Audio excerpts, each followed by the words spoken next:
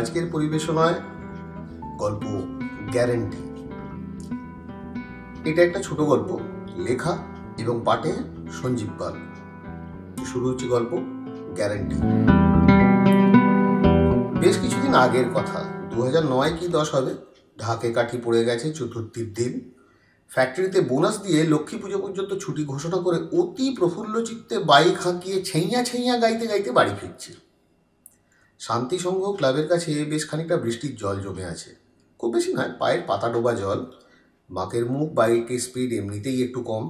দেখি এক বৃদ্ধ ভদ্রলোক মোড়া ছাতা হাতে সেই জমা জলের সামনে দাঁড়িয়ে ইতস্তত করছেন।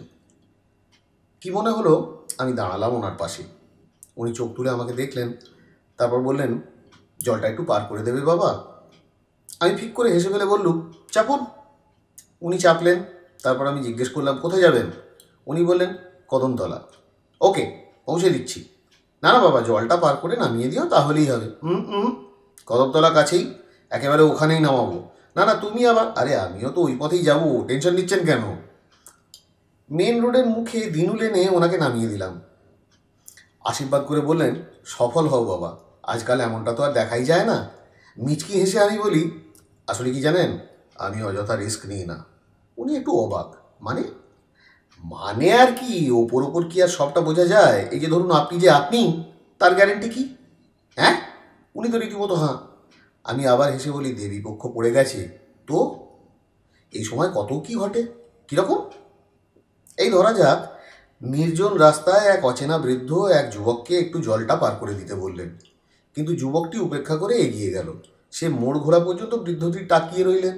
তারপর বৃদ্ধটিও পিছু ফিরলেন, আর তার হাতের ছাতাটা একটা ত্রিশূলের আকার নিল।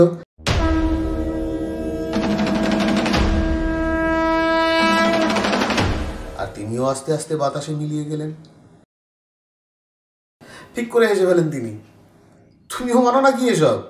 কি জানি, তবে অযথা রিস্ক নিই না, বুঝলেন? ভালো থাকবেন আর ভালো রাখবেন সবাইকে। অ্যাক্সিলেটারে একটা মাপা মোচড় আমাকে এগিয়ে নিয়ে চলল। মোড় ঘুরতে ঘুরতে দেখলাম তিনি হাসি মুখে তাকিয়ে আছেন। মোড় ঘুরে এগিয়ে চললাম, দেখতে পেলাম না। তিনি পেছন ফিরলেন, আর তার হাতের ছাতাটা হয়তো একটা